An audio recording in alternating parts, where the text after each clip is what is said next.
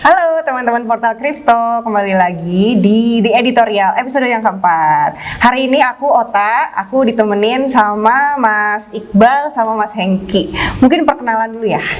Boleh. Bangga Mas. Perkenalkan teman-teman semua, saya Hengki, saya jurnalis di Portal Kripto. Halo, saya Iqbal, pemimpin redaksi Portal Kripto. Hari ini tuh kita bakalan ngebahas tentang fenomena yang lagi ramai banget diomongin orang-orang, AI, Artificial Intelligence atau kecerdasan buatan. Nah, sebelum kita ngomongin banyak tentang AI, kebetulan tadi malam tuh aku ngeliat tweet lewat di timeline dari @yuswohadi tentang beberapa profesi dan pekerjaan yang katanya bakalan dibunuh sama ChatGPT. Nah, ini banyak nih disebut dari sektor teknologi, hukum, analis riset pasar, guru, sampai media juga katanya bisa digantikan oleh AI. Nah, ini menarik ya teman-teman, karena kan kita di sini juga media. Apakah pekerjaan Mas Iqbal sama Mas Hengki nantinya bisa digantikan oleh AI? Ngomongin AI nih, kan lagi ramai banyak banget tools AI yang bisa kita gunakan secara gratis. Salah satunya yang ramai banget diomongin orang tuh ChatGPT. Kalian pernah pakai nggak ChatGPT? Lumayan sering ya? Lumayan sering karena Mas emang membantu. Akhir-akhir ini sering pakai karena pengen ngetes kepintarannya sama. Menguji kepintaran ChatGPT. Setelah diuji gimana? Ternyata karena masih bayi mungkin ya, jadi harus perlu belajar lagi. Oh, jadi belum sepinter itu ya? Ya, menurut saya gitu ya, masih terutama soal data itu masih belum akurat, banyak yang miss gitu soal data itu. Bener-bener nggak update banget ya? Ya, karena dia kan 2021 kan dimulai itunya, dan 2022 akhir baru mulai meluncur. Dan dia sendiri jujur gitu, mengatakan saya baru tercipta tahun sekian dan belum bisa memproses data-data yang terkini, apalagi kalau bikin sebuah pertanyaan yang menyangkut dengan hari ini gitu. Itu masih belum. Tapi dia jujur ya? Ya. Selain pintar dia jujur. Iya benar. Jawabannya emang manusia banget itu. Iya. Tapi aku juga sekarang sering banget sih pakai ChatGPT. Bahkan kalau dipikir-pikir fungsi Google tuh udah rada tergantikan gitu sama ChatGPT. Untuk beberapa hal tuh aku lebih suka nanya di ChatGPT. Iya, memang karena si ChatGPT itu lebih interaktif ya. Kalau Google kan kita harus klik terus nyari lagi gitu. Kalau si ChatGPT kayak one stop solution gitu, kita tinggal nanya apa kebutuhannya gitu, dia langsung memberikan jawaban meskipun nggak semua jawaban itu tersedia gitu. Kalau di pekerjaan kalian sebagai jurnalis nih, ChatGPT itu membantu nggak sih? Sebelum kesana gitu ya, emang tadi saya mau nyambung pertanyaan Ota tadi terkait dengan orang-orang sekarang lebih memilih ChatGPT dibandingkan dengan Google untuk mencari sesuatu. Dan ini persis apa yang dituliskan oleh The Economist ya di artikelnya 11 Februari kemarin, mengatakan bahwa ini sebenarnya yang terjadi ini adalah pertarungan antara search engine.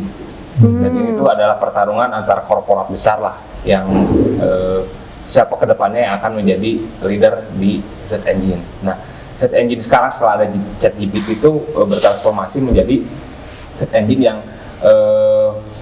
dikombine dengan kecerdasan buatan yang seperti yang ChatGPT sekarang gitu. Nah, ini sebenarnya yang fenomena sekarang ini sebenarnya adalah sebuah pertarungan bisnis ya antara Google dengan ChatGPT atau OpenAI yang sekarang udah diakuisisi oleh Microsoft.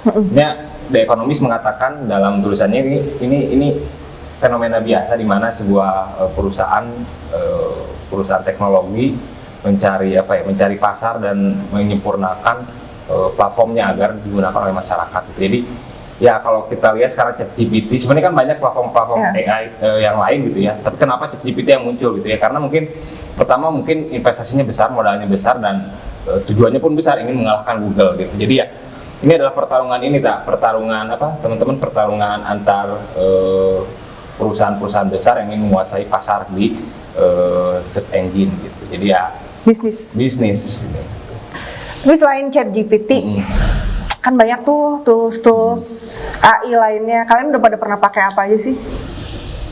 Kalau saya sih sejauh ini yang paling intens ya ChatGPT, tapi di luar itu ada beberapa yang udah pernah saya coba. Yang lagi ramai sekarang itu salah satunya Midjourney ya. Oh iya. Dia bisa nge-generate gambar berdasarkan komando teks yang kita bikin gitu. Benar.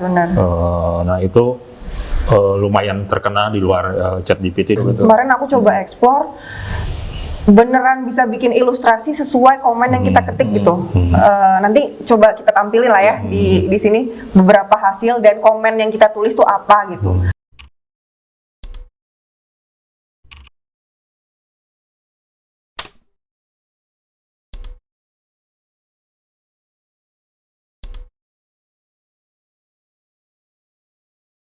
Ini mengancam pekerjaan ilustrator nggak sih? Dia secara tidak langsung gitu ya bisa disebut pengancam gitu. Cuman ada hal-hal lain yang mungkin kita tidak bisa serahkan semuanya ke robot atau AI gitu. Oke, secara kasat mata sekarang sejumlah pekerjaan gitu termasuk copywriting, apalagi ilustrator ya, developer emang sudah terancam gitu. Saya tidak mengatakan membunuh gitu, tapi terancam oleh teknologi gitu. Tapi pada dasarnya kalau kita tilik sejarah, emang setiap perubahan atau adanya sebuah inovasi teknologi ya pasti akan mendilusi sebuah pekerjaan sesuatu gitu. Kita tahu dari zaman revolusi industri pertama juga dulu kan, ketika teknologi mesin uap dan lain-lain diciptakan juga menggantikan fungsi-fungsi manusia gitu. Nah, ya ini sudah apa ya? Sudah qadarullah mungkin ya. Qadarullah. Bahwa setiap ada revolusi industri, setiap ada pergantian teknologi baru pasti ada yang tergantikan gitu. Tapi gimana sih kita sekarang menyikapinya sebagai profesi-profesi yang tadi disebutkan gitu. Tapi selain tergantikan, bakalan ada juga kan lapangan-lapangan pekerjaan baru untuk lebih mengembangkan teknologi itu. Sebenarnya selain dua tools itu banyak banget yang lainnya. Ada Adobe AI, dia tuh bisa nge-enhance suara. Jadi kita juga pernah nih nyobain ngerekam suara dari jauh yang samar-samar, maksudnya nggak bulat gitu suaranya. Terus kita enhance pakai AI itu, emang beneran jadi kayak rekaman proper di dalam studio dengan tools yang memadai. Nah balik lagi nih, tadi yang aku bacain di awal tweet dari Mas Yuswo Hadi, katanya salah satu profesi yang bakal bisa dibunuh AI itu profesi di bidang media. Kalau secara teknis sebetulnya ada kemungkinan ke arah situ, tapi dalam rentang waktu 1-2 tahun ke depan, mungkin dalam rentang waktu yang jangka pendek seperti itu, tugas-tugas jurnalistik, enggak jurnalistik ya, tugas-tugas seperti copywriting yang kayak gitu itu sangat mungkin ya tergantikan. Kemarin saya baca ada media internasional BuzzFeed, itu dia kan konten-kontennya konten yang sering ditulis oleh content writer ya kayak gitu. Dia kemarin bilang kalau belakangan ini udah mulai menggunakan AI untuk memproduksi konten-kontennya. Itu di media BuzzFeed ya. Tapi kalau misalnya untuk tugas jurnalistik secara umum yang lebih lebih holistik gitu, nggak cuma membuat konten artikel gitu, kemungkinannya mungkin tidak sebesar untuk menggantikan content writer yang seperti itu ya, karena ada beberapa elemen yang mungkin belum bisa disupport oleh AI kayak ChatGPT ya, seperti yang tadi Kang Iqbal bilang itu ada kelemahan di update data gitu. ChatGPT itu kan, nah salah satu jantung dari jurnalisme itu kan sebetulnya data gitu. Nah kalau misalnya kita nggak bisa nge-provide data yang bagus gitu kan, nggak jadi karya jurnalistik yang bagus juga gitu. Dan si AI itu sejauh ini salah satu tantangannya belum bisa memprovide data yang update seperti itu. Di luar data juga mungkin ada aspek-aspek lain seperti gaya penulisan, bahasa, dan lain sebagainya.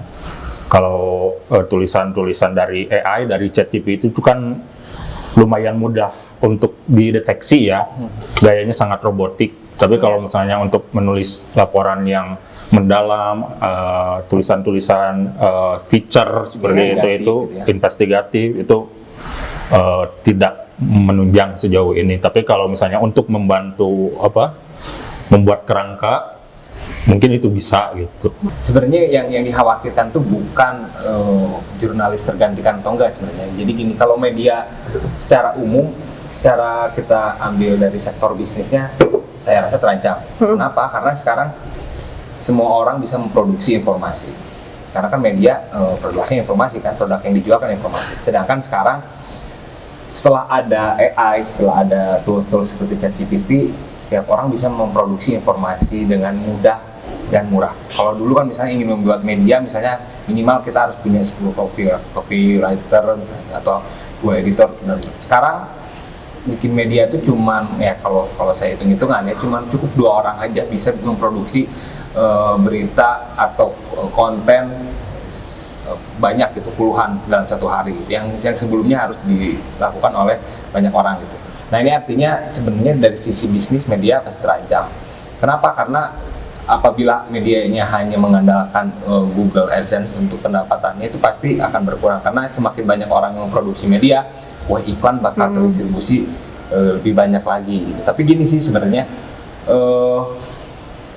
betul kata Hengki, peran jurnalis yang verifikatif, yang melakukan reportase itu mungkin belum tergantikan sampai saat ini gitu ya. Dan tapi kita tidak tahu ke depannya apakah ada teknologi baru yang bisa menggantikan itu. Tapi yang jelas produk AI itu sebenarnya sudah ada sebuah buku The Day Computer Write Novel. Itu dulu ceritanya di Jepang, dia dilombakan untuk sebuah kompetisi menulis, kompetisi kayak sastra gitulah. Dan ternyata si jurinya kecelek, padahal yang buku itu tuh sebenarnya adalah ditulis oleh komputer seperti pada judulnya gitu. Dan itu menggunakan AI tahun 2016. Artinya bisa sampai nulis novel si AI itu. Cuman bedanya dulu mungkin ya programnya internal gitu ya, program si AI-nya diciptakan untuk internal dan kebutuhan mereka. Sedangkan sekarang setiap orang bisa menggunakan itu gitu, bisa menggunakan produk AI yang gratis dan terbuka gitu. Seperti dulu komputer awal-awal hanya bisa digunakan oleh korporat perusahaan-perusahaan yang mampu membelinya gitu. Tapi kan sekarang semua orang bisa menggunakan komputer gitu. Nah seperti itulah, pasti teknologi itu perkembangannya akan selalu sama gitu. Ada yang digantikan dan ada yang terancam dan ada yang mati gitu.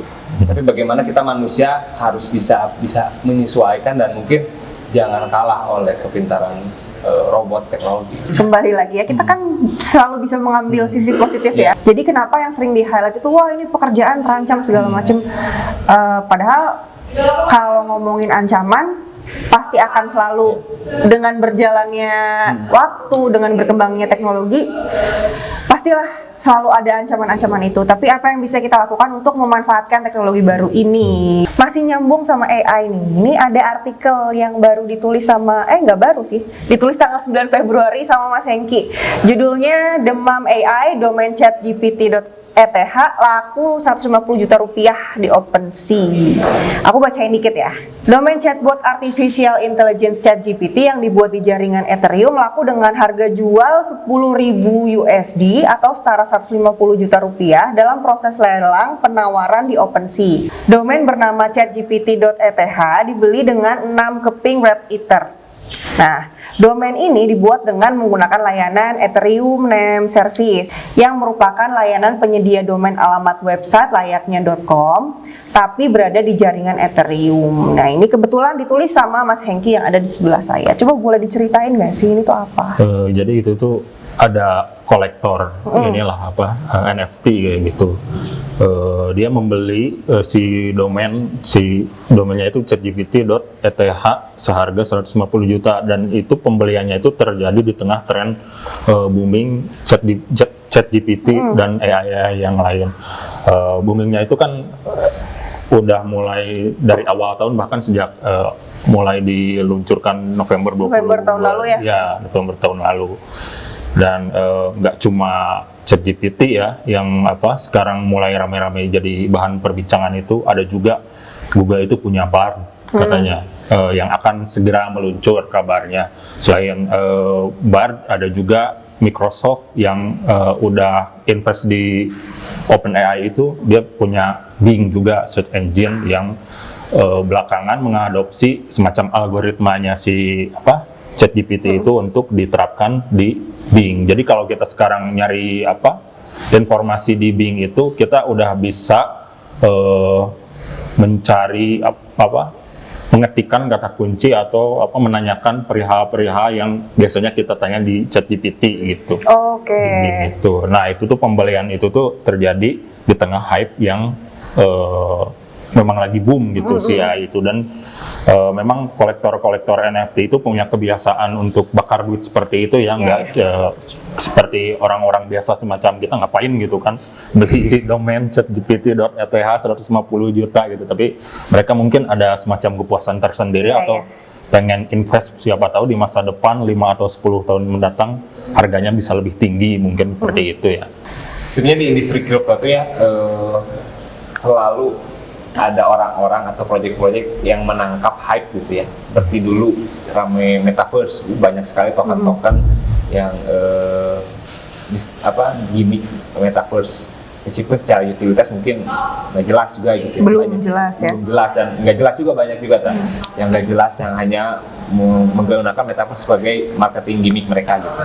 Nah, sekarang musim AI juga berlomba-lomba ya. Hengki juga nulis kemarin soal banyak sekali token-token baru yang muncul dengan embel-embel AI, dengan embel-embel ChatGPT. Ini jadi satu kebiasaan atau tradisi di proyek kripto yang orang menangkap peluang. Sebenarnya kalau saya rasa gitu dengan adanya proyek-proyek yang muncul dengan gimmick hype yang sedang terjadi itu scam menurut saya. Saya yakin 100% itu scam menurut saya. Memanfaatkan momen doang ya. Momen doang gitu. Sedangkan kan sebelumnya pun di industri kripto banyak ya yang berbasis AI gitu, yang udah sustain dan sudah Establish sampai sekarang gitu. Apa aja sih itu Ki? Itu tuh kalau berdasarkan perkembangan dari awal tahun itu kan si hype AI itu juga melanda kripto ya, ada beberapa gelombang gitu. Kalau nggak salah itu dari awal pertengahan Januari sampai sekarang menjelang akhir Februari itu udah beberapa kali mengalami tren kenaikan tuh dari segi harga ya. Kayak Agix, Singularity.net, ada The Grab, ERT, ada RLC, ada Fetch AI gitu. Itu kenaikannya kalau dari segi harga udah nyampe ratusan persen ya, 3 digit gitu. Waktu itu dalam hitungan 24 jam ya? Ada yang pumping 24 jam itu beberapa kali gitu, gak cuma sekali momen doang gitu sepanjang awal tahun sampai sekarang itu.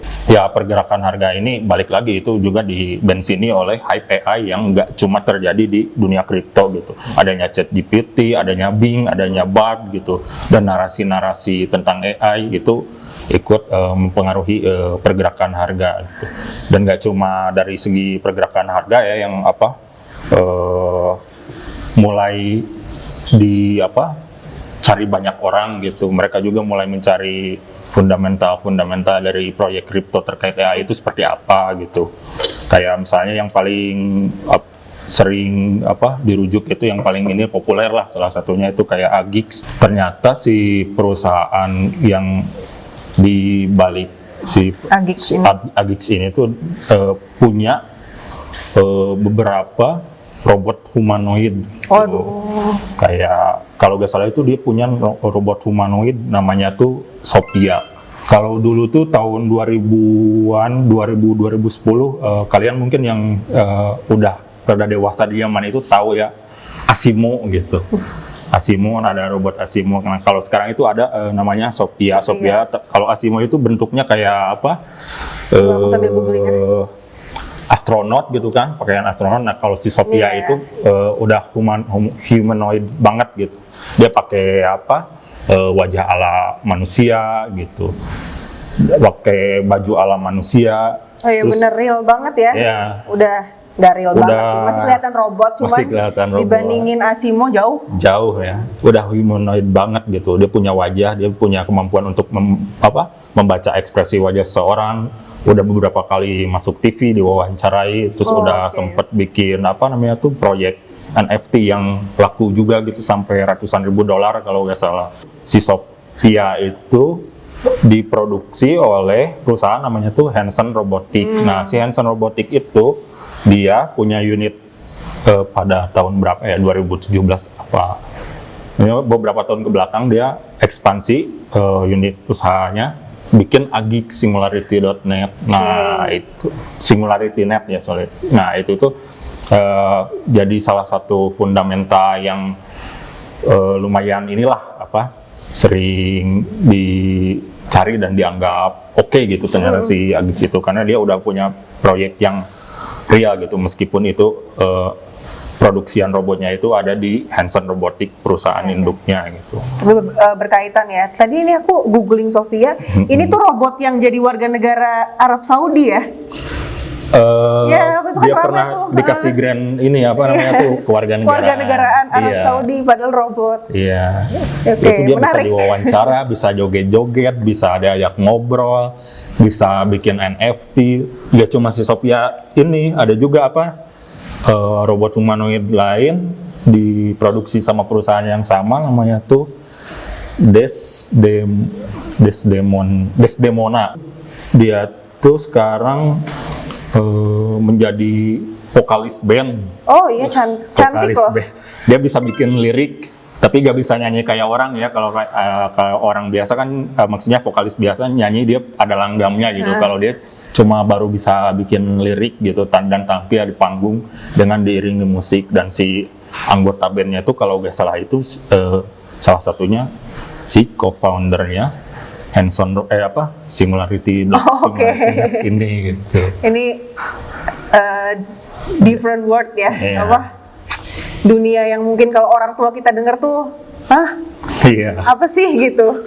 Dia Aneh udah bisa banget gitu. manggung, udah bisa nyanyi-nyanyi gitu.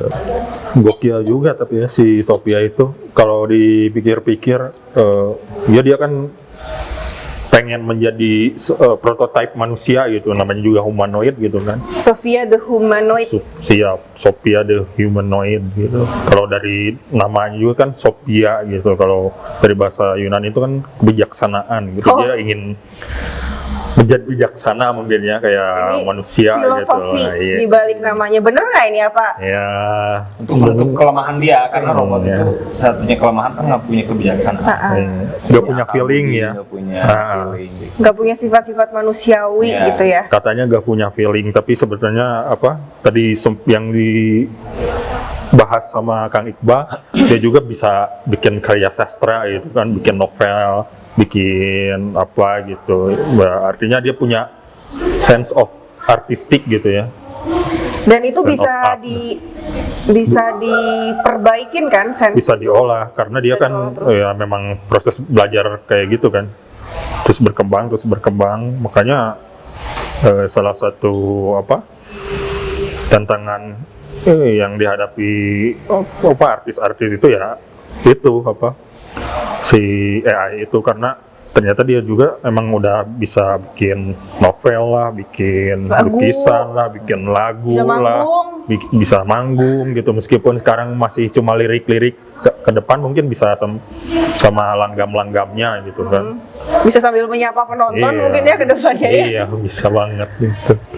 Tapi saya sepakat sih, maksudnya hal-hal yang manusiawi gitu ya bisa tergantikan secara utuh oleh AI atau robot sekalipun gitu. Karena bagaimanapun gitu ada hal-hal di manusia itu yang nggak bisa tergantikan gitu ya. Seperti feeling, saya rasa feeling robot itu kan pasti diciptakan ya, dia memprogram berbagai macam perasaan gitu, dan itu pasti nggak organik. Beda lagi meskipun ada AI yang bisa memproduksi kayak sastra, novel, tapi saya rasa tetap tidak ada yang bisa menggantikan misalnya karya sastra yang bisa dibuat seperti yang pernah dibuat oleh Pramudia Anantatur kayak gitu. Saya rasa belum bisa tergantikan lah hal-hal yang manusiawi yang mengandalkan feeling untuk memproduksi, karena beda loh emosinya ya. Ketika misalnya kita Iya. baca sesuatu yang diproduksi oleh program, oleh AI atau oleh robot, itu ketika baca tuh beda gitu. Ketika kita membaca sebuah karya sastra yang benar-benar ditulis oleh seorang sastrawan gitu, pasti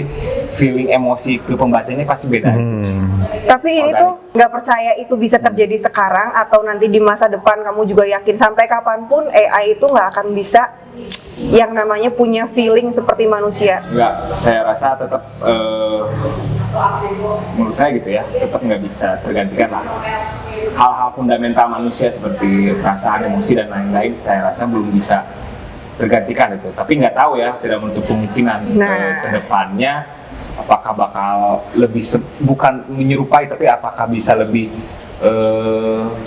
mendekati gitu. Tapi untuk sempurna seperti manusia, saya rasa nggak. Sebenarnya itu sudah sering dibahas ya dari zaman dulu gitu di produk-produk film gitu, gimana sih robot menggantikan manusia di film anak-anak. Kita kan pernah nonton gitu bagaimana fenomena-fenomena itu akan terjadi di masa depan. Doraemon pun sebetulnya kan secara garis besarnya mengatakan bahwa ini ada robot kucing loh yang bisa menemani manusia dan menyerupai makhluk hidup gitu. Bahkan yang lebih radikal itu di novelnya Dan Brown, Origin, itu mengatakan bahwa dia menyebut langsung gitu, menulis langsung bahwa AI itu bisa menggantikan Tuhan gitu. Nah, ini namanya apa, prediksi atau imajinasi seseorang kan bisa bebas gitu ya. Tapi saya rasa, menurut saya gitu, tetap manusia punya kontrol terhadap teknologi gitu. Karena sebaik-baiknya teknologi itu adalah untuk kebermanfaatan manusia, benar nggak sih?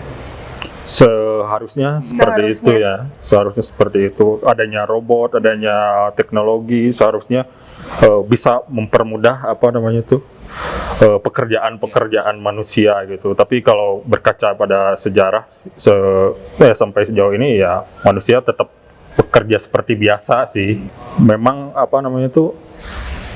mempermudah manusia dalam hal pekerjaan secara teknis iya gitu. Tapi pada praktiknya itu nggak terjadi seperti itu karena balik lagi pada kontrol modal dan sebagainya gitu. Ini sih perang modal sebenarnya ya, kalau kita lihat gitu. Kalau setiap teknologi itu kan selalu dua mata pisau gitu ya.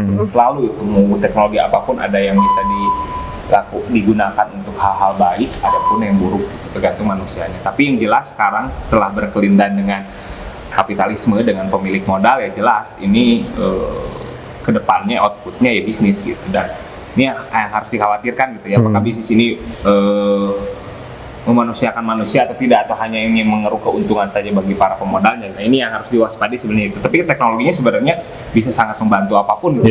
Jadi ya ini bisnis itu teman-teman, banyak hal yang harus diperhatikan itu. Kenapa ChatGPT yang muncul, kenapa bukan platform AI lain gitu? Karena ya mereka modalnya mungkin besar, lebih gitu. besar.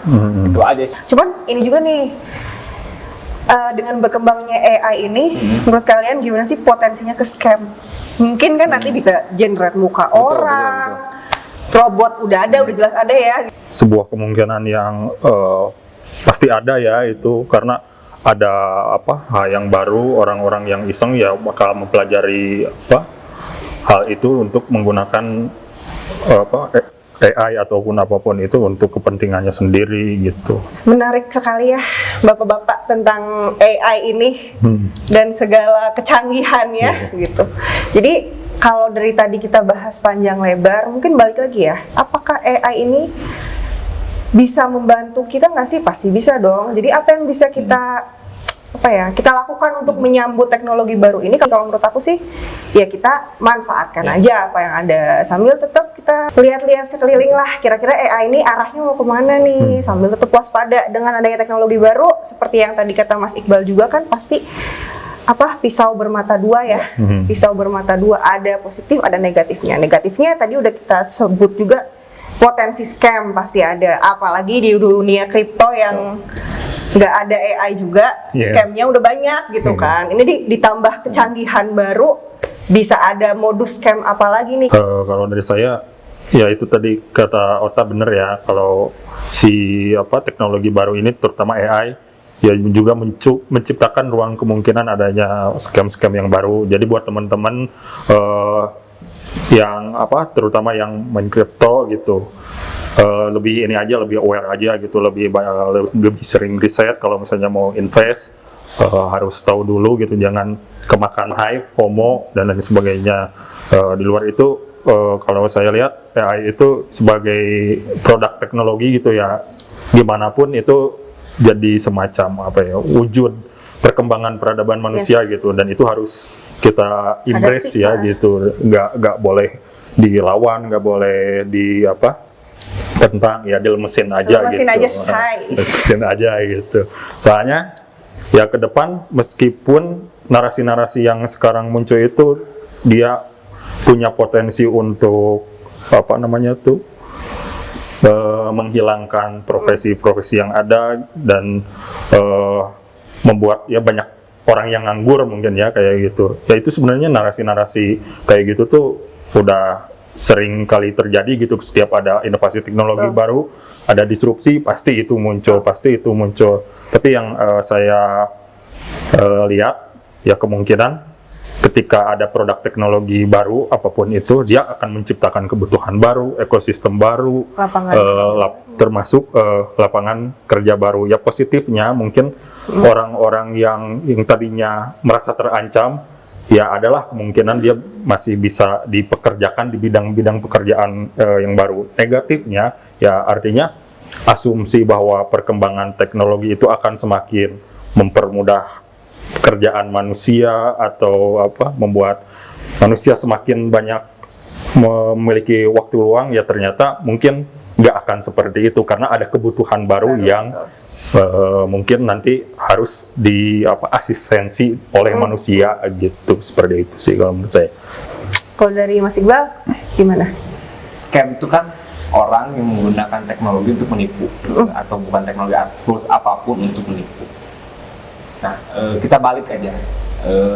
Bisa nggak kita untuk membuat sebuah hal kebaikan atau untuk memprotek diri sendiri agar tidak tertipu menggunakan teknologi? Nah, kita jangan kalah sama penjahat gitu yang memanfaatkan teknologi untuk membuat jahat gitu. Kita sebagai orang yang sama-sama punya kesempatan menggunakan teknologi pun harus minimal memprotek diri sendiri agar tidak tertipu. Saya masih heran gitu ketika banyak orang yang tertipu karena tidak melakukan riset minimal gitu, googling aja. Sekarang kan sebelum ada AI apapun itu kan sekarang udah dipermudah untuk mencari informasi gitu.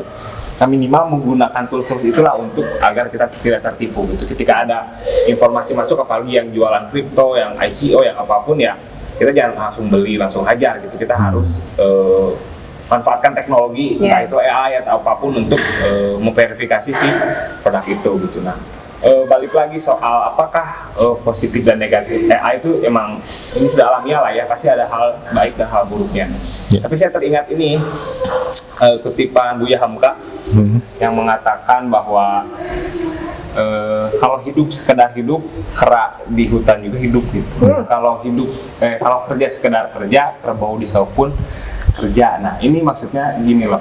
Kalau saya ingin mengimprovisasi dari quote itu, kalau kerja sekadar kerja, sekarang robot juga bisa kerja gitu. Ya. Nah, artinya apapun profesi kita gitu, apapun peran kita gitu, emang sekarang dipermudah dengan adanya tools, mau itu AI, mau itu apapun gitu. Tapi tetap ada hal-hal yang tidak bisa tergantikan, yaitu apa? Jati diri kita sebagai manusia gitu, kejujuran, welas asih, kebijaksanaan itu saya rasa tidak bisa digantikan oleh robot gitu. Makanya ketika kerja sekarang hanya sekedar kerja, ya pasti akan tergantikan oleh robot gitu. Intinya teknologi itu digunakan untuk mempermudah, untuk kebermanfaatan hidup manusia gitu ya. Setuju. Jadi intinya manfaatkanlah teknologi sebijaksana mungkin dan tetaplah menjadi manusia seutuhnya. Balik lagi ke individunya masing-masing. Ada teknologi baru, sekarang AI ke depannya nggak tahu ada apa lagi yang lebih canggih. Gimana kita mau menghadapi dan bersaing sama teknologi ini biar kita sebagai manusia juga punya tetap berkuasa gitu ya. value gitu yang tidak bisa digantikan sama teknologi apa-apa. Iya benar. Menarik banget ya teman-teman obrolan kita hari ini tentang AI. Rame banget, ini sesuatu yang lagi hype banget. Teman-teman bisa ambil yang baik dan buang yang buruknya karena ini banyak opini kita ya gitu. Makasih banget udah nemenin kita bertiga ngobrol tentang AI. Semoga ada manfaat yang bisa diambil. Aku, Mas Hengki, Mas Iqbal pamit dulu. Kita ketemu lagi di episode selanjutnya. Dadah. Bye-bye.